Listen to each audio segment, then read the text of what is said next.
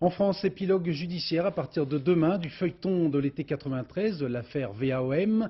Le procès devrait durer 10 jours avec un face-à-face très attendu entre le procureur Éric de Montgolfier et le principal prévenu Bernard Tapie, mis en examen, je vous le rappelle, pour corruption active et subornation de témoins. Rappel de cette ténébreuse affaire avec Benoît Gadret. L'affaire VAOM, ou comment un joueur inconnu va faire vaciller un géant du football français. Le 20 mai 1993, Valenciennes reçoit l'OM. Sur le terrain, Jacques Glassman se bat comme un lion. À la mi-temps, le libéro explose et accuse les dirigeants marseillais.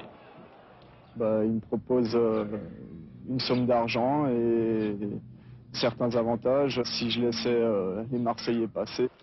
Pour la première fois, la justice est saisie. L'instruction est menée au pas de charge par le juge Béfi. Deux joueurs valenciennois, Christophe Robert et Georges Bourrochaga, reconnaissent avoir touché 250 000 francs, somme retrouvée dans un jardin près de Périgueux. L'argent a été versé à Marie-Christine Robert par Jean-Jacques Edely. Le joueur marseillais nie tout en bloc, puis après 15 jours de détention reconnaît les faits et désigne le directeur général de l'OM.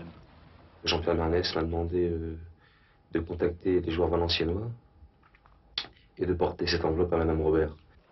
Bernès, longtemps l'homme à tout faire de Tapie, fier de ne pas avoir craqué en prison. Depuis, cet homme fragile a pris ses distances et livre sa version des faits. Jean-Jacques Edely ne dit pas la vérité. Je pense que j'attends justement de ce procès qu'enfin il puisse dire qui c'est qui lui a donné l'ordre de contacter les joueurs de Valenciennes. Jamais, en aucun cas, je n'ai été impliqué directement dans la tentative de corruption.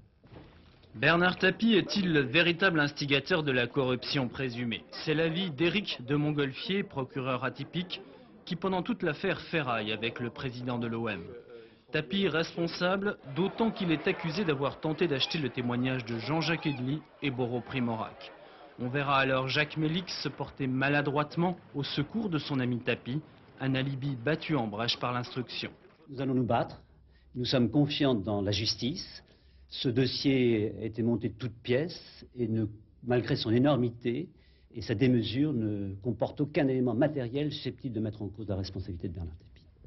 Un dossier de 10 000 pages, une vingtaine de témoins cités. Entre les révélations annoncées de Bernès, le comportement imprévisible d'Edely, le bras de fer Tapie de Montgolfier, en présence de 150 journalistes, le premier procès de la corruption dans le football professionnel s'annonce très mouvementé.